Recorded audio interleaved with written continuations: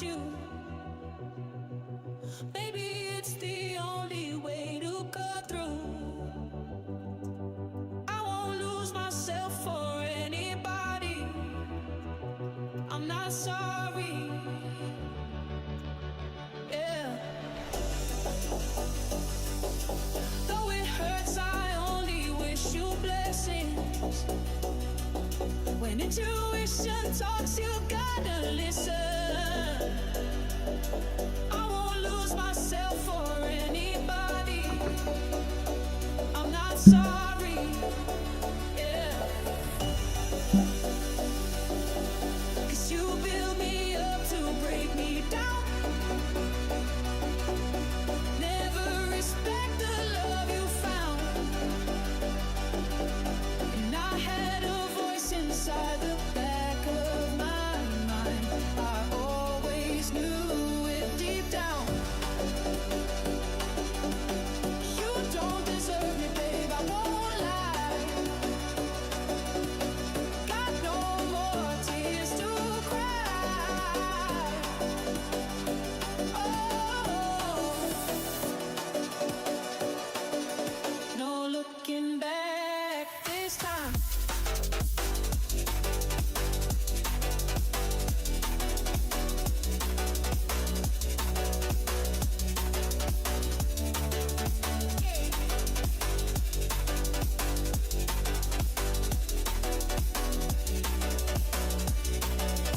No looking back this time.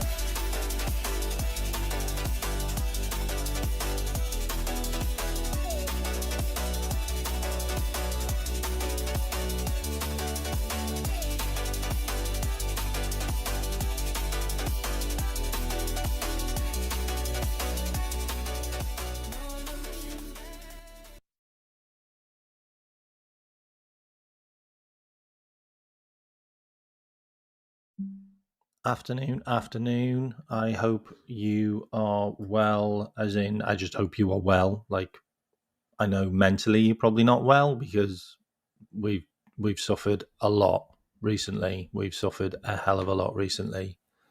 Um, hit the like and subscribe, please. Really appreciate it. This show's going to be quite wild today, if I'm completely honest. I did the rounds last night. Spoke to a lot of YouTube content creators on their channels. Spoke to Terry. Spoke to Don. Spoke to Irishman. Spoke to Jamie. Spoke to Mon. Spoke to loads and loads of people yesterday. And I decided to put my first ever banner up for Slot Out on my channel, which is something I've not done yet. I've not actually wrote Slot Out, but I've done that now. And what I want to do today is I want to break down the game. I want to talk about the downfall, show you the numbers on the downfall, show you the intermittent problems, why we are having this downfall. I want an honest chat with you about what we do, like how we go forward, what manager you're interested in, and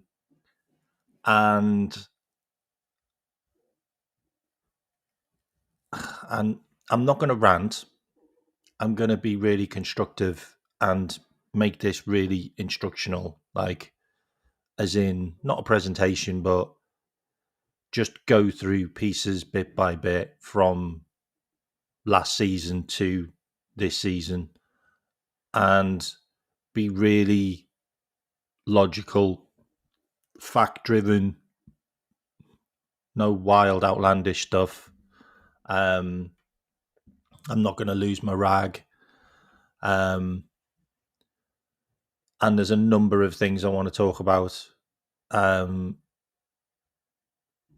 the first thing I want to show you is something which I haven't seen this in my lifetime on social media, and this is a post that Liverpool did today, which has got Virgil van Dijk talking in this post. So this is our captain saying that there are dark times at Liverpool. Okay, like we're in a rut, like we are in crisis mode. But what I want to show you is I want to show you the comments, because this is the fan base now. This isn't just YouTube content creators. This isn't just people who are following YouTube content creators. Like, this is the actual worldwide fan base. Because remember, Liverpool have over 100 million subscribers or followers on Instagram. They're worldwide. This is the Liverpool fan base everywhere today. And I want to show you this because this gets back to Liverpool. This goes directly to Liverpool. We don't go directly to Liverpool. Like, we don't go to the media team in Liverpool. We don't go to the directors of football to Liverpool. Like, we just go to our fan base who subscribe to us and follow us and watch us. And then they've got their point of view. You've got your point of view. I've got my point of view. Whether we agree is irrelevant. Like, we try to get our point across. We're here to debate, which is why we have these chats, which is why we have guests. So we have this debate. Some people are right, some people are wrong, some people are both right, some people are both wrong. It doesn't really matter. But the grand scheme of things is we are the ants, and we won't get to the top. We won't get into the club. We won't get our point across to the owners, the directors, the media people, the players, the managers. We won't get that far. But when Liverpool put a post out today on Instagram, and 80% of the fan base have wrote the words "slot out," that gets back to the people that matter. That gets back to the decision makers. So this will not be looked at lightly.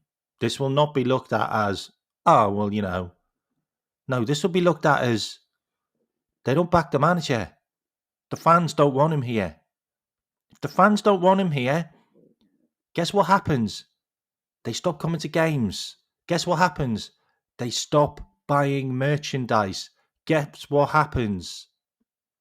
Some of them will go and support another club, because there are a lot of fans out there that will leave their seats and go and sit in another seat happily. How many times have we seen celebrity fans? How many times have we seen people in these director boxes who just go and sit somewhere else? They'll go to another club. They'll go and find another director box to sit in. Like, this will affect the pockets of the owners. And when the pockets of the owners are affected, that's when change happens. And fans walked out of Anfield last night. Spot on, Gucci. They walked out of Anfield last night. I haven't seen fans walk out of Anfield since I was in Anfield back in the 90s, when I used to go regularly to games. And that was the Souness, the Rodgers, the Hodgson. That was that era when fans walked out, fans left the stadium, and managers got sacked.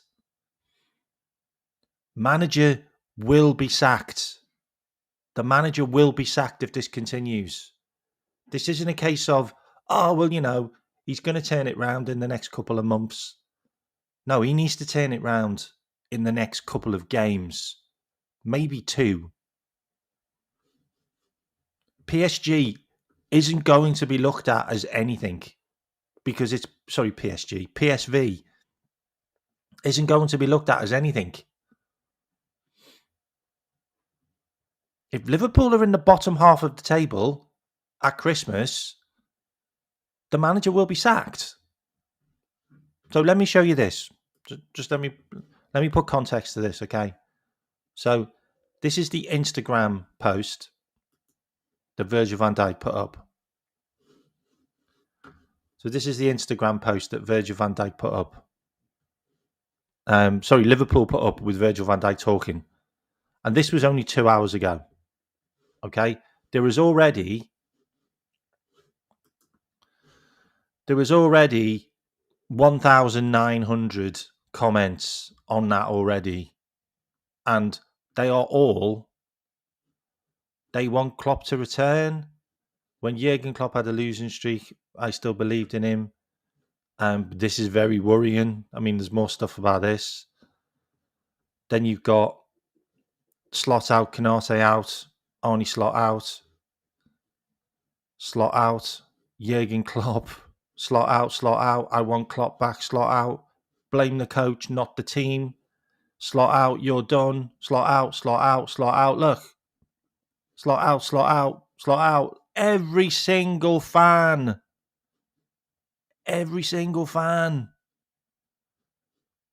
Klopp back, Arnie out. It is insane. Look. Slot out. Arnie out. Every week a defeat. Slot out. Hashtag slot out. I mean, do we need to see what's trending on Twitter? Because what's trending on Twitter is Arnie slot out. Look. How many more? Canate must go. Slot must be out. Slot out, please. Like, it is insane. Jurgen Klopp, Like, I haven't seen that. I haven't seen that in a long time. I have not seen that in a long time. And that's our fan base. That's the worldwide fan base. This is unprecedented. These are unprecedented numbers that we're now revealing. Like I don't even want to talk about some of the records that have already been broken, as in bad records. But this is beyond untenable. Like, you can't be losing 3-0 at Anfield under any manager. You can't. Like, you lost 3-0 to Palace. You lost 3-0 to Nottingham Forest. You lost 3-0 to Manchester City away. Like, you've lost a lot of games. You've lost 50% of your games this season already. Already. And I don't see anything changing for a start.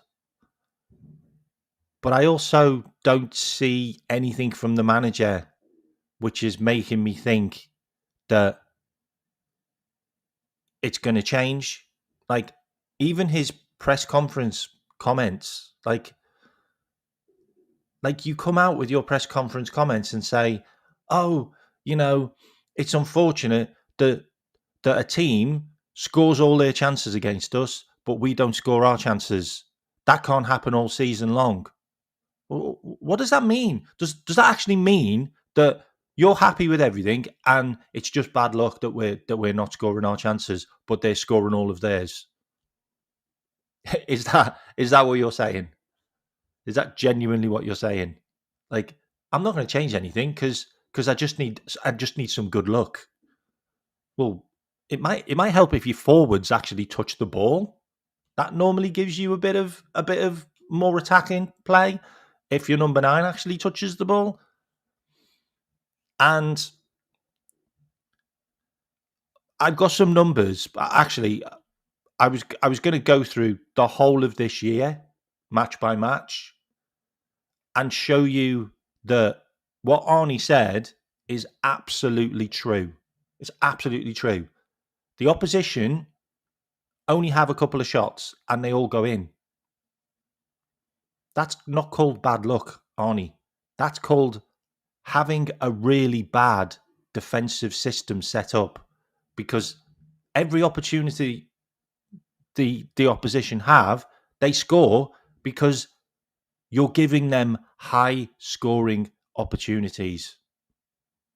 They're in positions where they got a really good chance of scoring because your team is set up so badly that they have the high quality chances in games. We don't have high quality chances in games anymore. We don't. We don't. And you're right, they should have won 5-0. They should have won 5-0. So what I'm going to do now, there's over 100 of you in here. Really appreciate you being in here. And I know it's hard. And I know it's tough. And I'd love to be giving you amazing podcasts and amazing shows where I'm all flowers and rainbows and we're all happy and we're all waxing lyrical about Isaac scoring a hat-trick and Vert providing 3 banging assists. I'm sorry, I can't give you that right now because I don't have it. I don't have that to give you. Like, I'm so still excited about all the players that we signed. I haven't got a problem with any of the players that we signed. Okay, they're all terrific players. They're all great players that we've signed. The problem is, it's the coach, it's the system, it's the tactics, it's the mentality, it's what's happening behind closed doors that's a problem as well, that we also need to talk about. And it's also the players have no idea what's going on. Like, if you didn't know, Alexander Isak was only told he was going to play for Liverpool in the Nottingham Forest game when he got to the ground. That was when Arnie decided, you're playing today. Isak thought he was on the bench. Ekitike thought he was starting. Like, Joe Gomez thought he was going to play in the game. There's rumours coming out that Calvin Ramsey was told he could be playing as the right back, and then he decided, no, I'm going to play Dominic Szoboszlai there on the day. Like, everything is all over the place. It's all over the place. Nothing's been worked on off the pitch. Nothing's been worked on the pitch. There's been no changes, no tactical tweaks, no. Well, you know what? I've got 2 weeks off. I'm gonna go and work with whatever players I've got and put together some kind of system. So when the guys come back, I have that system in-house set up with a number of players ready to go for the first training session. No, none of that happened. I don't even know whether you buggered off to Ibiza or you buggered off to bloody Dubai. I don't know. But I certainly do know that Jamie Carragher let the cat out the bag and said that he seen Arnie when he was on holiday. So Arnie wasn't in Liverpool these last 2 weeks. Arnie was away on holiday because Jamie Carragher seen him.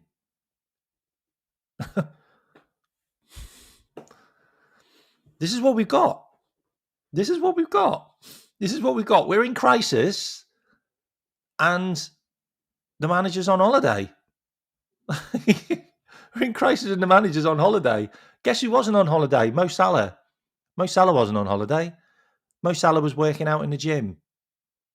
Like, you could have had Mo Salah on the training ground going through stuff with Mo Salah, because guess who could play better this season?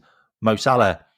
Joe Gomez didn't get picked for the international. Could have had Joe Gomez there. Guess who else didn't get picked for the international? Curtis Jones.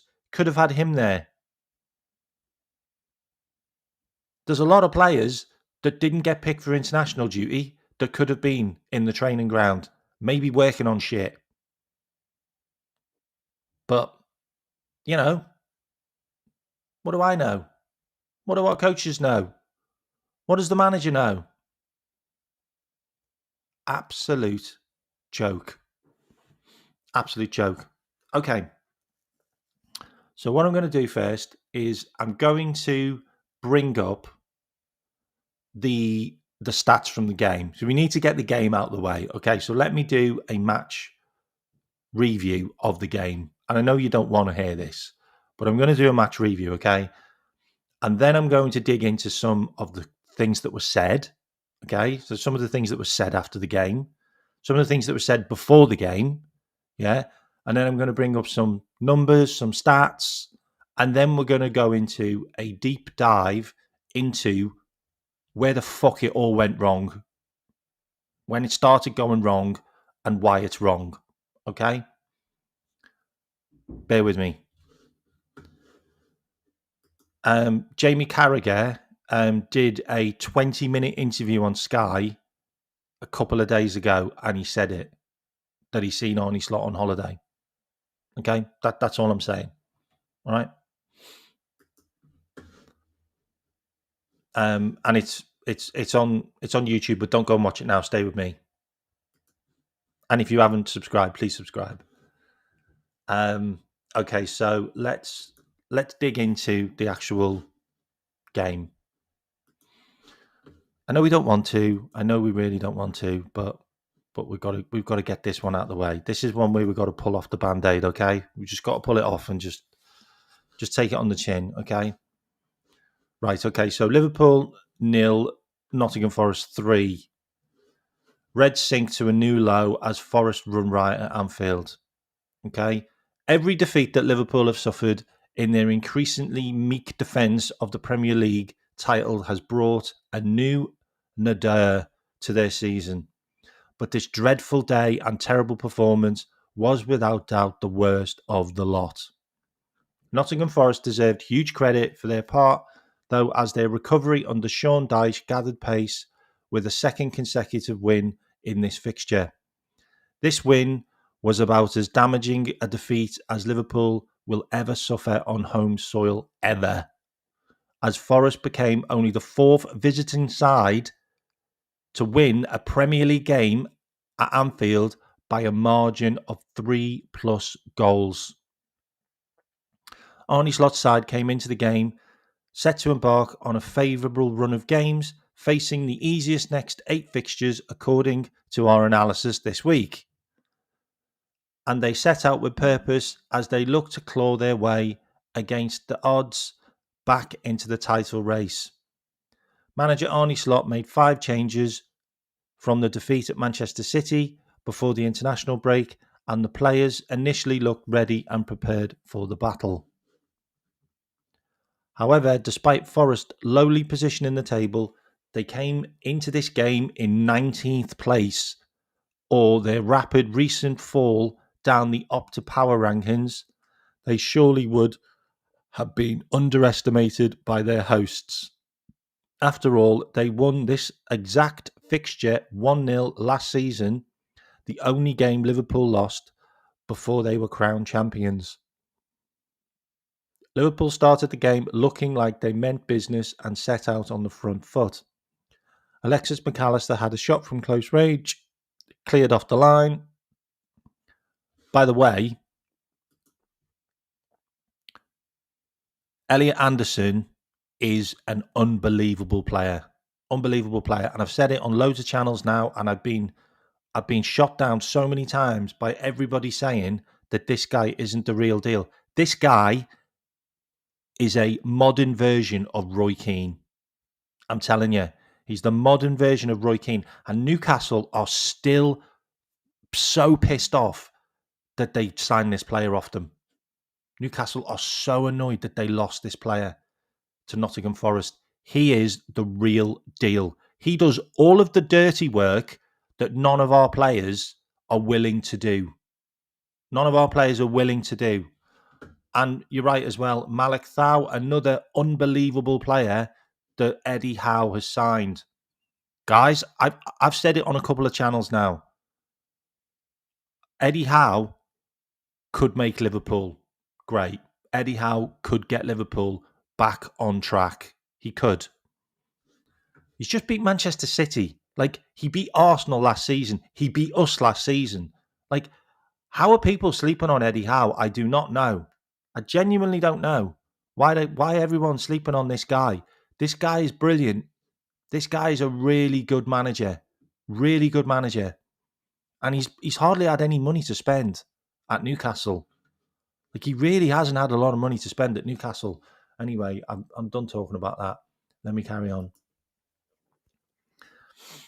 However, Forrest, now led by former Everton manager Dyche, the third manager already this season, yes, third manager, had won their last game and were looking to build some momentum.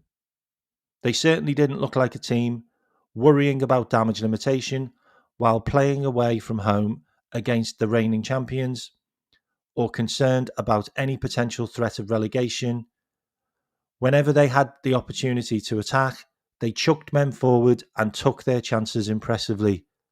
Though their opener was not without controversy, and it would have been painful for Liverpool to take. We're not going to talk about the goal because it shouldn't have been disallowed, so we know that. Morello slammed it into the net from a corner, while Dan and Day stood in front of Liverpool goalkeeper Alisson on this occasion, and VAR decided Day wasn't playing an active role. I'd be more worried about the fact that Virgil van Dijk lost a header on the corner against Morgan Gibbs-White. I'd be more worried about that. That's what I'd be more worried about. The fact that our best header of the ball got beaten in the air by Morgan Gibbs-White. And the ball then moved on to Murillo, who, by the way, took a brilliant touch and then smashed it in the corner. Eddie Howe.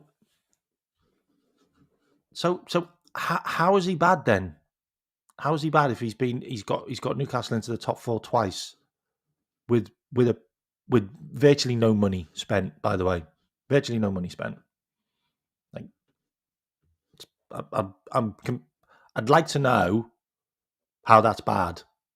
Like, we've literally just signed a manager, yeah, that many people still want him to stay, yeah, who won a cup, same as Eddie Howe, and finished second in the league and then won the league. Yeah. With Feyenoord. Yeah. Like,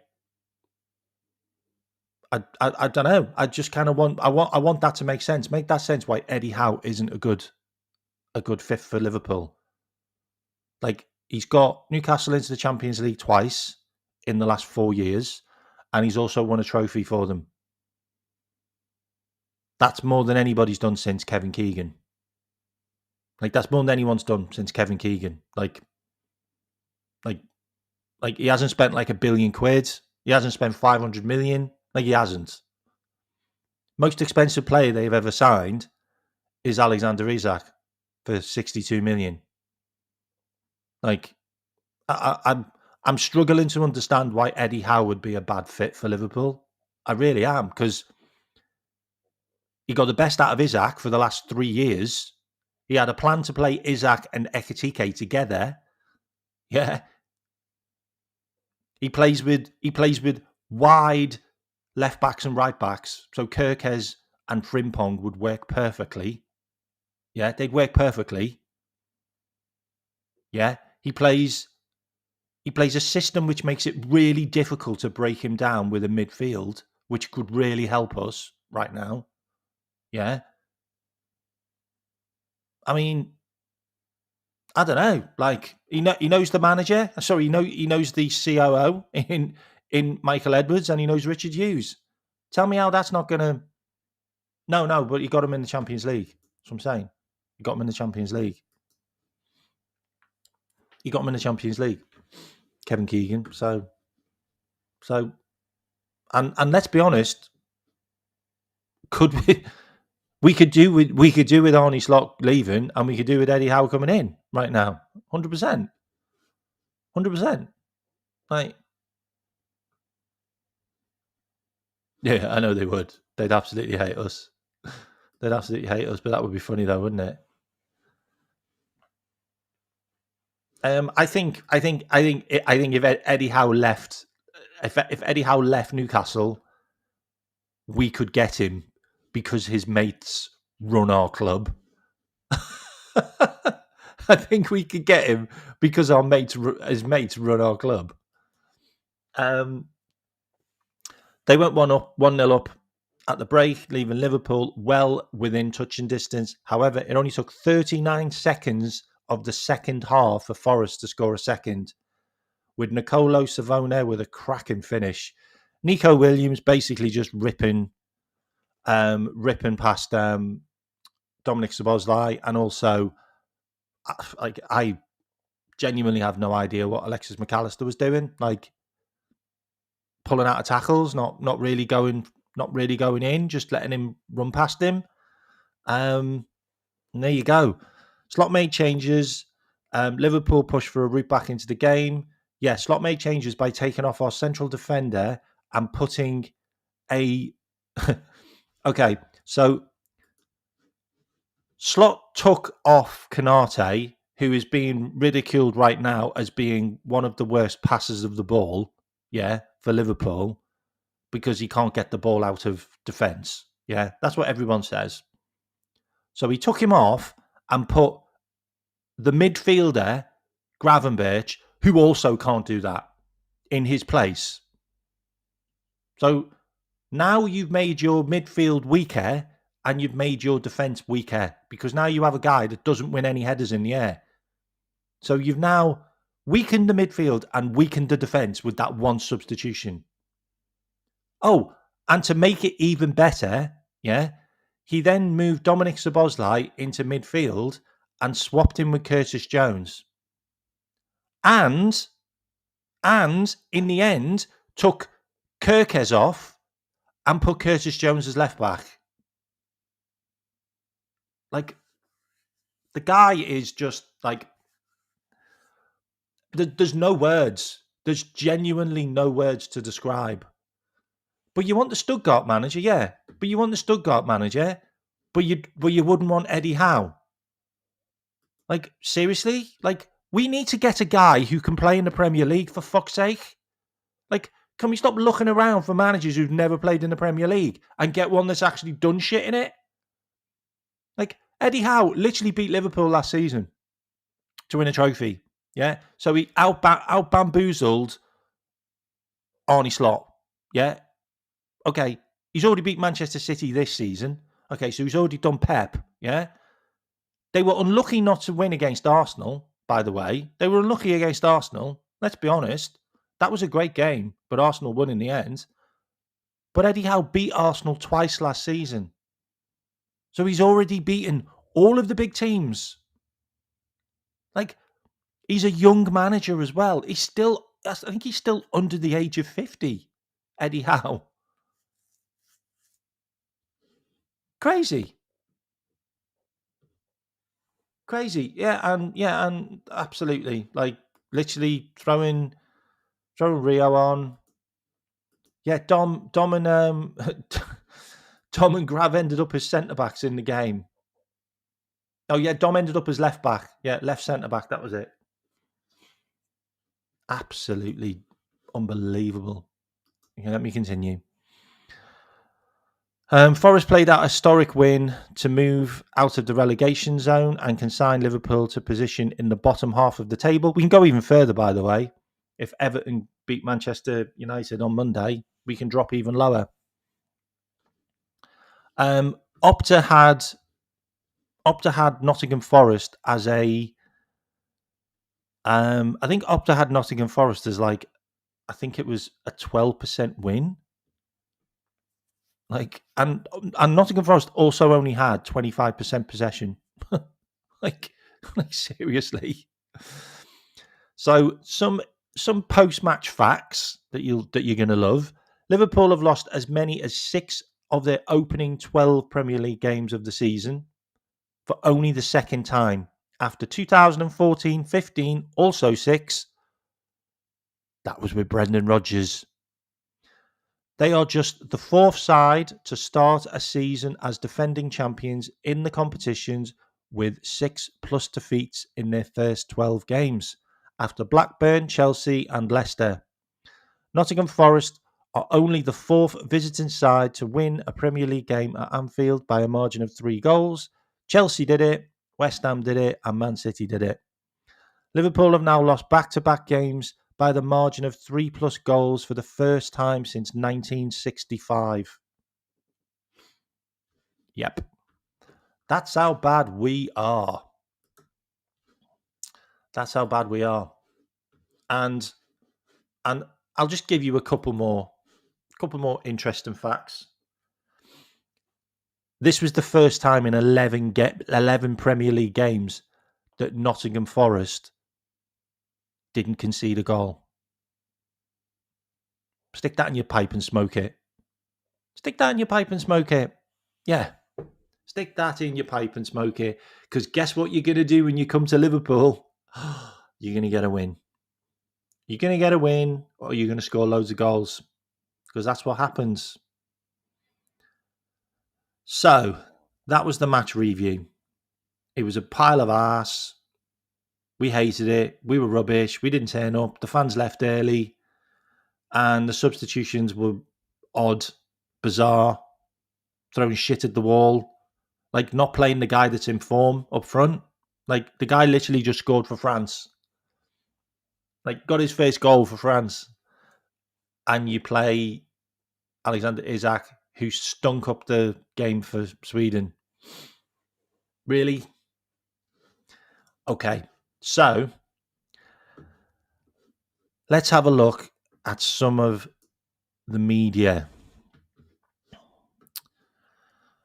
Okay. I'm going to show you this stat, which you're really not going to like. Alexander Isak is the first Liverpool player in history, to lose each of his first 4 Premier League starts for the club. That's really not a record you want. Really not a record you want. So Alexander Isak is the worst ever Liverpool player to start. Okay, so that's one. That's one we're going to start with.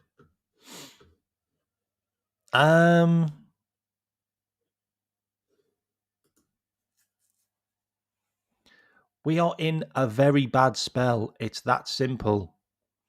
Okay. I'm now going to bring up some of the Arnie Slot comments because these will make your piss boil. Lately, it's almost constantly that we miss our chances and the ones we concede go in. That will not continue throughout the whole season. That means he's not going to change. Guys, I'm sorry. That just means he's not going to change. He's not changing. He's not going to change anything for Liverpool because he still believes that it's fine. It's okay. It's okay. Like, McAllister keeps on playing. We keep on being shit.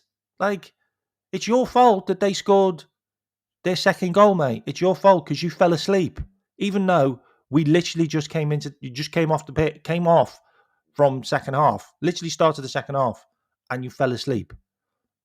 And they score, and you got a grin on your face. This is an attitude problem now. This goes deep. This goes deep.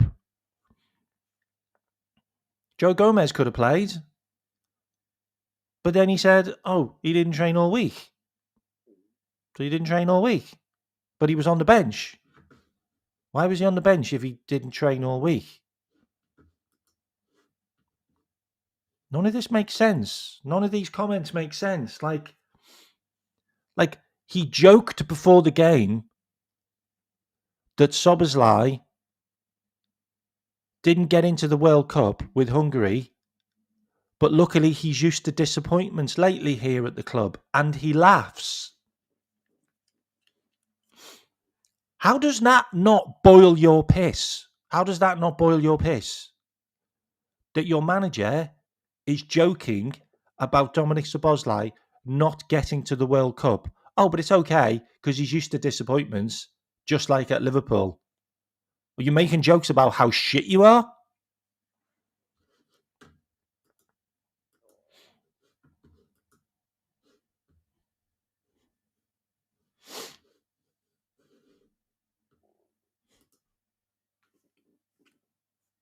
And this goes deep. This is the last 11 results. I lost to Palace, lost to Galatasaray, lost to Chelsea, lost to Manchester United, lost to Brentford, lost to Palace again, lost to Manchester City, lost to Nottingham Forest. Let's not ignore the fact that we lost Champions League games and we've also lost Carabao Cup games. Let's not forget those, because we seem to just be skirting over those two defeats like they didn't matter. It's called bad form. It's called bad form.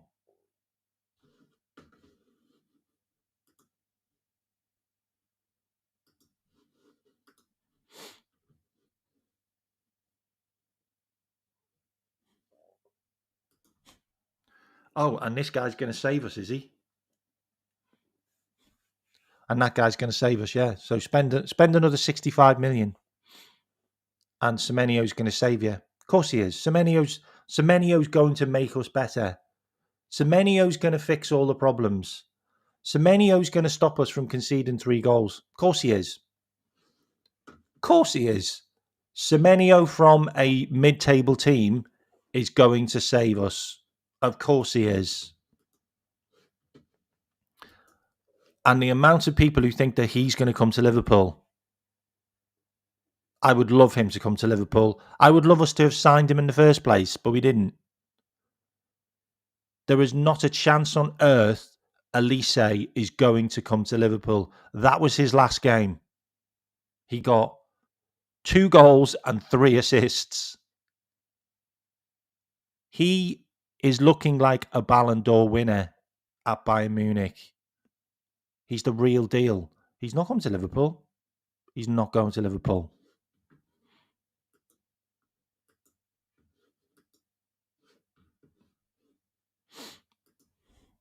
And look,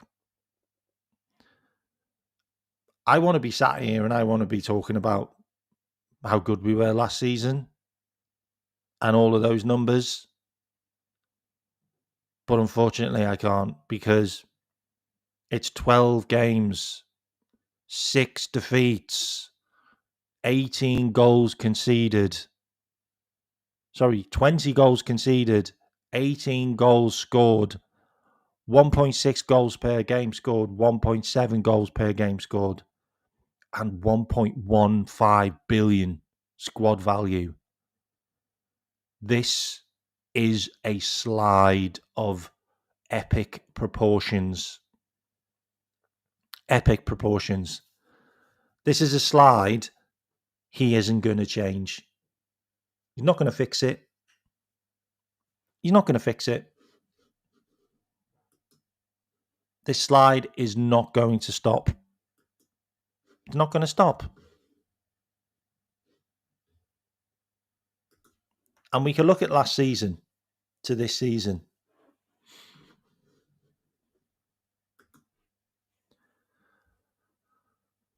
Look at the difference. Look at the difference. We have 0 set plays anymore, 0 set pieces anymore. We have no disrupting the opposition's build-up anymore. We have 0 defensive open play. Our open attack and play has been reduced. Our press resistance has been reduced. And our defensive set pieces have fell off a cliff. Like, these are the numbers. These are the numbers. This is how we perform now. This is the future. This is the future. This is what Liverpool are now. Liverpool are a mid-table team now. Like, we might be a cup team. We might just be a cup team under Arne Slot. Because Arne Slot was a cup manager. He was a cup manager. He won a cup. He won a cup and then he got a league.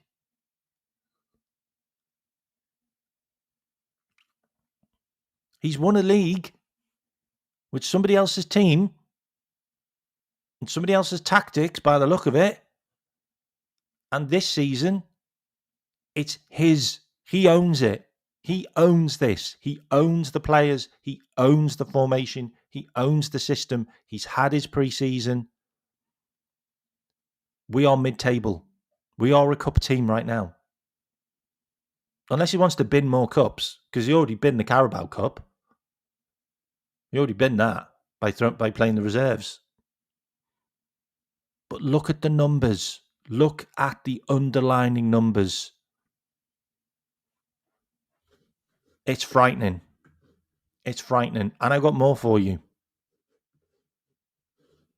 I've actually got more for you. I'm sorry.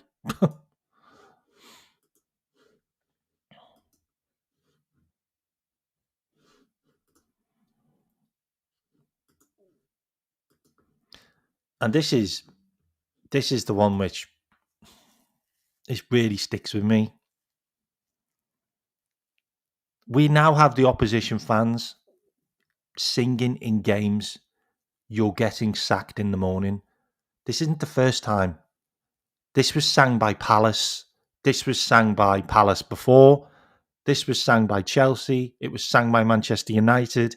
It was sang by Manchester City. I mean, it's been sang by Nottingham Forest now. Like, how many teams are going to start singing this chant? And then you've got Canate walking off the pitch grinning.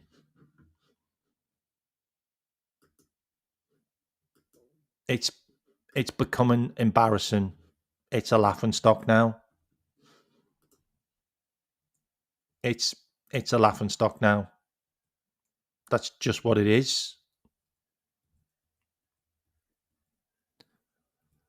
There's not a lot I can say, but you spent 125 million on this guy and you have no link. You don't have a system where Isaac links. There's no link to Isaac. Like, what do you want? What do you want him to do? Like, the guy doesn't touch the ball more than 15 times per game now. Every time he plays, he has maybe 1-2 touches in the box and maybe 15 touches in the entire game. There's no link. He's just on his own all the time. Like, you signed a guy and you don't have a system to make him work. You didn't have a system to make the number 9s work last season. This was your priority. This was what you were supposed to do. This was why you were fucking signed as a manager. Like, you were brought to Liverpool to make us work. Like, life after Jurgen. Life after Jurgen. You haven't been able to get the number 9 to work. Period. You've spent over 300 million on forwards and none of them have performed well. The only one that's performed half decent, you drop to the bench. You literally drop to the bench. It's still the same. Pass to wingers. Pass to Cody. Pass to Salah. Don't pass to Isaac. Like, what? What are we doing? What are we doing? I mean, you just got to look at that setup. That setup's just all over the place. Like, seriously? Like, it's just a weird setup just looking at it anyway. You've literally got the number 17, which is Curtis Jones, on top of Dominic Szoboszlai. Like, the pair of them are literally on top of each other. They play in the same space in that game. It's crazy. It makes zero sense. It makes absolutely zero sense. And I want to show you this before we start looking at just where it all went wrong. Like, genuinely just where it all went wrong. So I wanted to show you this. I think is it this? Hang on. Yeah, it's this.